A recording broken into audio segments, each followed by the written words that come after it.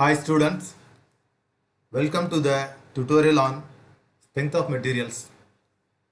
இந்த tutorial எக்ஸ்க்ளூசிவாக diploma in mechanical engineering ஸ்டூடெண்ட்ஸுக்காக ரெடி பண்ணப்படுது. இதில் நம்ம பேசிக் லெவலில் உள்ள சிம்பிளான ப்ராப்ளம்ஸ் ஸ்டெப் பை ஸ்டெப் நம்ம இதில் பார்க்க போகிறோம். ஸோ இன்றைக்கி பார்த்தீங்கன்னா பேரலோகிராம் லா ஆஃப் ஃபோர்ஸஸ் அதை யூஸ் பண்ணி ஒரு சிம்பிளான ப்ராப்ளம் எப்படி சால்வ் பண்ணலாம் அப்படின்னு பார்ப்போம். வாங்க டுட்டோரியலுக்குள்ளே போகலாம். பேரலோகிராம் லா ஆஃப் ஃபோர்ஸஸ் அதை யூஸ் பண்ணி சால்வ் பண்ணக்கூடிய ஒரு சிம்பிளான ப்ராப்ளம் தான் இது.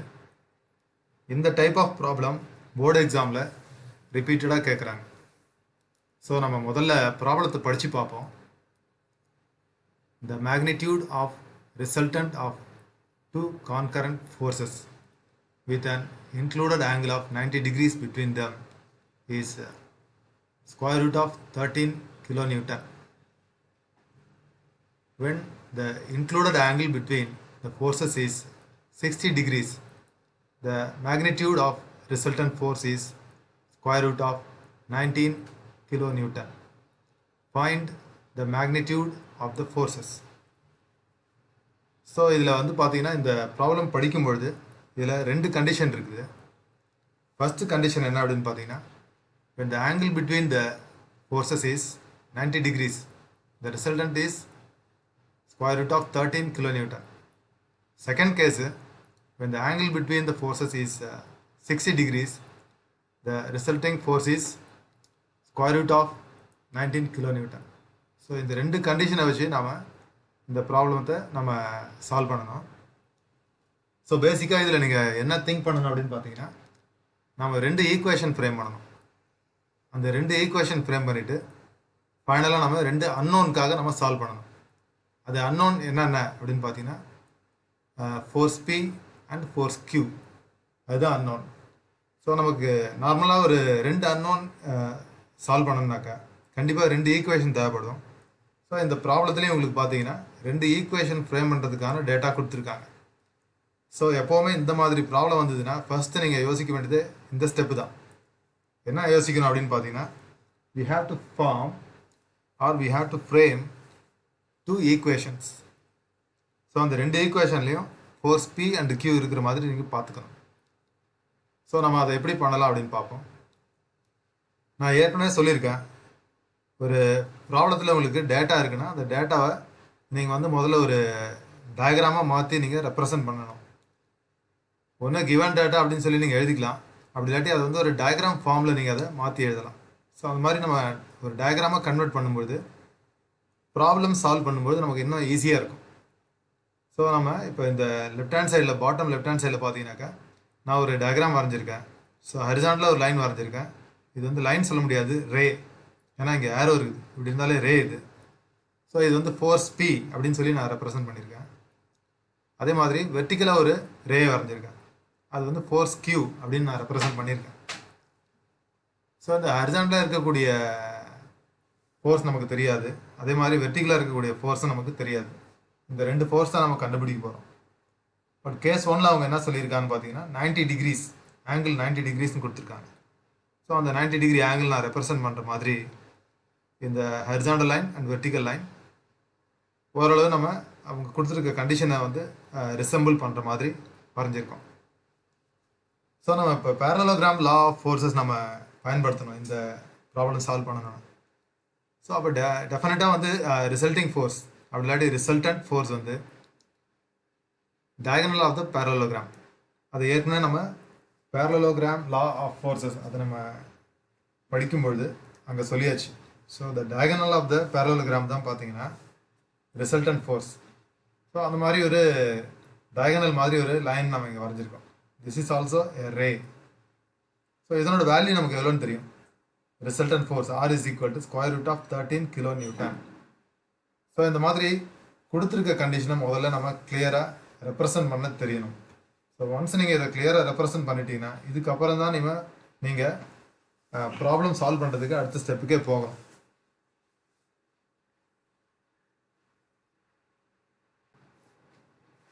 அடுத்தது கேஸ் 2. கேஸ் 2ல என்ன சொல்லியிருக்கான்னு பார்த்தீங்கன்னா, அதே ஃபோர்ஸ் தான், same force P and same force Q. ஆனால் the angle between the forces is 60 degrees. So அந்த மாதிரி ஆங்கிள் வந்து 60 டிகிரிஸ் இருக்கும் பொழுது resultant force square root of 19 kilo newton. So இது வந்து ப்ராப்ளத்தில் டேட்டா கொடுத்துருக்காங்க. ஸோ அந்த டேட்டா பேஸ் பண்ணி நம்ம இந்த மாதிரி ஒரு டயக்ராம் வரைஞ்சிருக்கோம். ஸோ ஒன்ஸ் நீங்கள் இந்த ரெண்டு டயக்ராமும் கிளியராக வரைஞ்சிட்டிங்கன்னா இந்த டயக்ராம் பேஸ் பண்ணி நீங்கள் அடுத்தது ரெண்டு ஈக்குவேஷன் ஃப்ரேம் பண்ணலாம். ரிசல்டன் ஃபோர்ஸுக்கான ஈக்குவேஷன் ரெண்டு ஃப்ரேம் பண்ணலாம். ஸோ அந்த ஸ்டெப் நம்ம அடுத்தது பார்க்கலாம். ரிசல்டன் ஃபோர்ஸுக்கான ஈக்குவேஷன் உங்களுக்கு தெரியும். Resultant is equal to square root of P square plus Q square plus 2pq cos alpha. So இந்த ஈக்குவேஷனில் நம்ம கொடுத்துருக்க டேட்டாவை சப்ஸ்டியூட் பண்ணணும். கிவன் டேட்டாவில் ஸ்கொயர் ரூட் ஆஃப் 13 அப்படின்னு இருக்குது. அது மாதிரி P தெரியாது, நமக்கு Qவும் தெரியாது. ஸோ அதெல்லாம் அப்படியே வச்சுருக்கோம். பட்டு ஆல்ஃபாவோட வேல்யூ வந்து 90 டிகிரி. ஸோ அதனால் காஸ் 90 டிகிரின்னு போட்டிருக்கோம். ஸோ காஸ் 90 டிகிரியோட வேல்யூ வந்து 0. அப்போ டோட்டலாகவே இந்த டேர்ம் கம்ப்ளீட் டேர்ம் வந்து 0 ஆகிடும்.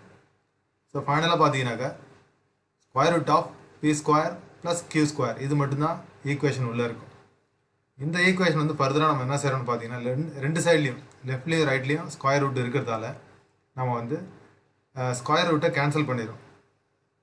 இல்லாட்டி நம்ம ரெண்டு சைட்லேயும் வந்து ஸ்கொயர் பண்ணிடுறோம் அப்படின்னு எடுத்துக்கலாம். ஸ்கொயர் பண்ணிட்டோன்னா உங்களுக்கு வந்து 13 is equal to P square plus Q square அப்படின்னு நமக்கு கிடச்சிடும்.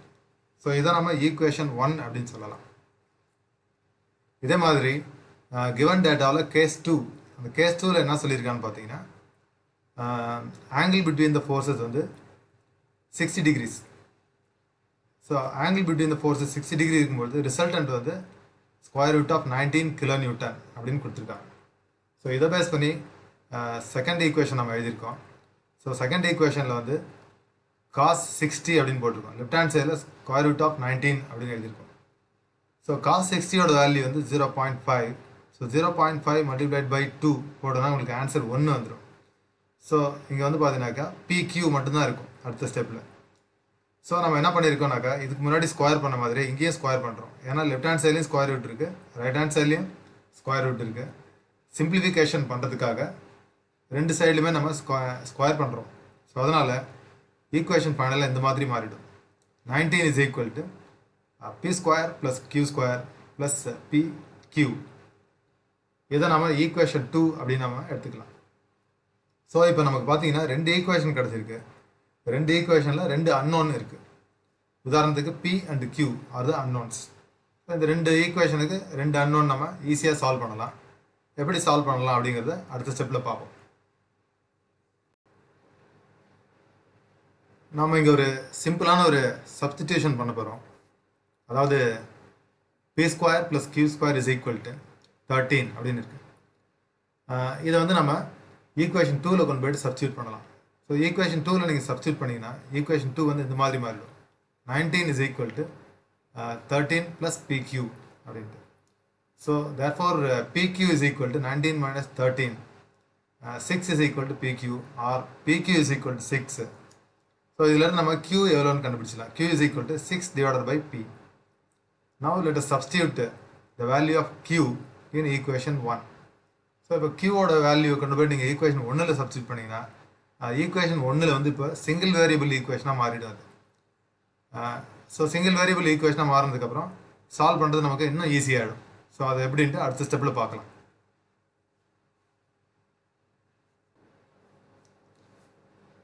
ஸோ இங்கே Q is equal to 6 by P அப்படின்னு நம்ம ஈக்குவேஷன் 1ல் சப்ஸ்டியூட் பண்ணுறோம். ஸோ ஈக்குவேஷன் 1 வந்து மறுபடியும் ஃபர்தராக இந்த மாதிரி மாறுது. So 6 divided by P the whole square அப்படின்னு இருக்குது. ஸோ நீங்கள் square பண்ணிங்கனாக்கா 36 divided by P square அப்படின்னு மாறிடும். ஃபர்தராக நம்ம இங்கே நம்ம சிம்பிளிஃபை பண்ணுறோம். So P square into P square is equal to P power 4 plus 36 divided by P square. So அடுத்த ஸ்டெப்பில் வந்து என்ன பண்ணுறோன்னு பார்த்தீங்கன்னா இந்த P square வந்து லெஃப்ட் ஹேண்ட் சைடில் கிராஸ் மல்டிப்ளை பண்ணிடும். பண்ண உடனே 13P square it is equal to P power 4 plus 36 அப்படின்னு இருக்குது. ஸோ ஃபர்தராக மறுபடியும் நம்ம ரீப்ளேஸ் பண்ணுறோம். அப்படி இல்லாட்டி வந்து ரீஅரேஞ்ச்மெண்ட் பண்ணும்பொழுது P power 4 plus 36 minus of 13p square அப்படின்னு வரும். So p power 4 minus of 13p square plus 36 is equal to 0. So இது இப்போ வந்து பார்த்தீங்கன்னா ஒரு ஒரு ஒரு குவாட்ராட்டிக் ஈக்குவேஷன் ஷேப்புக்கு வந்த மாதிரி தெரியுது. பட் எக்ஸாக்டாக வந்து குவாட்ராட்டிக் ஈக்குவேஷனில் இருக்குதான்னு பார்த்தீங்கன்னா இட் இஸ் நாட் ஸோ. ஏன்னா இங்கே பார்த்தீங்கன்னாக்கா ஒரு p பவர் 4 அப்படின்னு இருக்குதுங்க. ஸோ அதை நம்ம ஃபர்தராக இன்னும் கொஞ்சம் சிம்பிளிஃபை பண்ணணும். ஸோ இது சிம்பிளிஃபை பண்ணோன்னா ஒரு ஈஸியான ஸ்டெப் இருக்குது. p square is equal to X அப்படின்னு நம்ம சப்ஸ்டியூட் பண்ணோன்னா இந்த டேர்ம் வந்து எக்ஸ் ஸ்கொயர்னு மாறிடும். இது வந்து 13x அப்படின்னு மாறிடும். Plus 36 it is equal to 0. So அப்போ நமக்கு வந்து ஒரு குவாட்ராட்டிக் ஈக்குவேஷனாக மாறிடும். மாறினதுக்கப்புறம் சால்வ் பண்ணுறது ரொம்ப ஈஸி. நம்ம வந்து ஃபேக்டரைசேஷன் மெத்தட் யூஸ் பண்ணி சால்வ் பண்ணிடலாம்.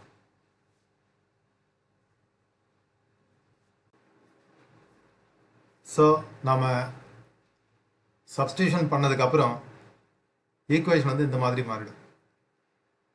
X square minus of 13x plus 36 is equal to 0. இப்போ நீங்கள் ஒரு ஈஸியாக அது ஒரு ஃபேக்டரைசேஷன் பண்ணிடலாம். X square minus of 4x minus of 9x plus 36 is equal to 0. எப்படி நம்ம இது வந்து 4x மைனஸ் 9x மாற்றிருக்கோம், இது உங்களுக்கு டவுட் வந்துனாக்கா இங்கே பாருங்கள் 13x இங்கே இருக்குது. 4 × 9 இஸ் 36. ஸோ இந்த டேர்ம் வந்துடும், 36 வந்துடும். அதே டைமில் 4ம் 9ம் நீங்கள் ஆட் பண்ணிங்கனாக்கா -13 அப்படின்னு நமக்கு இந்த வேல்யூ கிடச்சிடும். ஸோ அதனால தான் நம்ம இந்த ஸ்டெப்பில் இருந்து அடுத்த ஸ்டெப் போகும்போது இந்த மாதிரி பிரிச்சிருக்கோம், 4 - 9x அப்படின்னு சொல்லிட்டு. ஸோ ஃபர்தராக நீங்கள் சிம்பிளிஃபை பண்ணிங்கன்னா x இன்ட்டு எக்ஸை இங்கே காமனாக எடுத்துருவோம், x into x - 4 same value தான் வந்து மறுபடியும் ரைட் ஹேண்ட் சைடில் போடணும். போட்டுட்டு இங்கே வந்து ஃப்ரண்ட்டில் வந்து நீங்கள் -9 போட்டிங்கனாக்கா you can go back to this equation. So factorization இந்த மாதிரி பண்ணும்போது ஃபைனலாக உங்களுக்கு x - 4 into x - 9 is equal to 0. So இதனால் x is equal to 4 and x is equal to 9, இது ரெண்டு தான் நமக்கு கிடச்சிருக்க ரூட். பட் x வந்து நமக்கு ஆல்ரெடி தெரியும், x is equal to p square. therefore p square is equal to 4. அது மாதிரி இந்த லைன்லையும் நம்ம p square is equal to 9 எழுதியிருக்கோம். சிமிலர்லி நீங்கள் வந்து p ஸ்கொயர் வந்து நீங்கள் சால்வ் பண்ணிங்கனாக்கா +or-2ன்னு தான் வரணும் உங்களுக்கு ஆன்சர். அது மாதிரி இங்கே சால்வ் பண்ணாலும் +or-3ன்னு தான் வரணும். பட் இங்கே நம்ம ரெண்டு ஃபோர்ஸஸுமே பாசிட்டிவ் ஃபோர்ஸஸ் தான் அப்படின்னு சொல்லி கன்சிடர் பண்ணுவோம், நெகட்டிவ் ஃபோர்ஸ் வேண்டாம். ஸோ அதனால் we are taking p is equal to 2. அது மாதிரி இங்கேயும் வந்து p is equal to 3 அப்படின்னு நம்ம எடுத்திருக்கோம். ஸோ ரிசல்ட் ஃபைனல் ஆன்சர் என்னன்னு பார்த்தீங்கன்னாக்கா p is equal to 2 kN and p is equal to 3 kN. ரெண்டு வாய்ப்பும் இருக்குது. ஒன்ஸ் நீங்கள் பியோட வேல்யூ நீங்கள் கண்டுபிடிச்சிட்டிங்கன்னா அதை பேஸ் பண்ணி நீங்கள் கியூவோட வேல்யூ நீங்கள் கண்டுபிடிச்சிடலாம். சப்போஸ் நீங்கள் வந்து p is equal to 2 அப்படின்னு எடுத்துட்டிங்கன்னா q is equal to 6/p. So 6/2. Therefore q is equal to 3 kN. அதுவே நீங்கள் வந்து p is equal to 3 kN அப்படின்னு எடுத்துக்கிட்டிங்கன்னா q is equal to 6/p, 6/3. Therefore q is equal to 2 kN. So நம்ம ரெண்டு விதமான சொல்யூஷன் செட் கொடுக்கலாம். Solution set 1 என்னன்னு பார்த்தீங்கன்னா p is equal to 3 kN and q is equal to 2 kN. அப்படி இல்லாட்டி second settle p is equal to 2 kN and q is equal to 3 kN. So இது ஒரு சிம்பிளான ப்ராப்ளம் தான். நீங்கள் வந்து ஃபர்ஸ்ட் டைம் நீங்கள் இதை சால்வ் பண்ணுறீங்க அப்படிங்கிறதால நான் இதை வந்து ரொம்ப டீட்டெயிலாக ஸ்டெப் பை ஸ்டெப்பாக நிறைய பிரேக் பண்ணி நான் இதை கொண்டு போயிருக்கேன். பட் உங்களுக்கு குவாட்ராட்டிக் ஈக்குவேஷன் சால்வ் பண்ணுறது, அதுக்கப்புறம் ஈக்குவேஷன் ஃப்ரேமிங், இதெல்லாம் ஈஸியாக எங்களுக்கு நாங்கள் செஞ்சுருவோம், எங்களுக்கு ஒன்றும் டிஃபிகல்ட்டி இல்லை அப்படின்னு நீங்கள் நினச்சிங்கன்னா இதை நீங்கள் வித்தின் 5 minutes நீங்கள் குயிக்காக சால்வ் பண்ணிடலாம். ஸோ இதே மாதிரி ஒரு சிமிலர் ப்ராப்ளம் எடுத்துக்கிட்டு அடுத்த வீடியோவில் உங்களை நான் சந்திக்கிறேன். until then, bye. We will see in the next tutorial.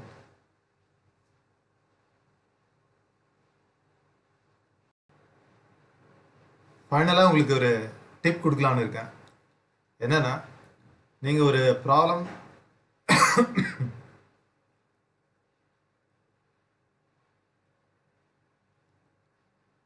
ஃபைனலாக உங்களுக்கு ஒரு டிப்ஸ் கொடுக்கலான்னு இருக்கேன். எப்போவுமே நீங்கள் ஒரு ப்ராப்ளம் சால்வ் பண்ணிங்கன்னா ப்ராப்ளத்தோட எண்டில் உங்களுக்கு டெஃபினட்டாக ஒரு சொல்யூஷன் கிடச்சிருக்கும். பட் அந்த சொல்யூஷன் கரெக்டாக என்னங்கிறத நீங்களே செக் பண்ணி பார்க்கலாம். உதாரணத்துக்கு நம்ம P is equal to 3 kN and Q is equal to 2 kN அப்படின்னு சொல்லி நம்ம இங்கே அரைவ் பண்ணியிருக்கோம்.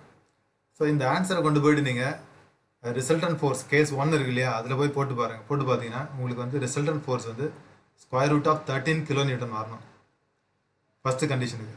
அதே மாதிரி செகண்ட் கண்டிஷனுக்கும் நீங்கள் இதை சப்ஸ்டிட் பண்ணிங்கன்னா டெஃபினட்டாக உங்களுக்கு வந்து ஆன்சர் வந்து 19 kN அப்படின்னு வரணும்.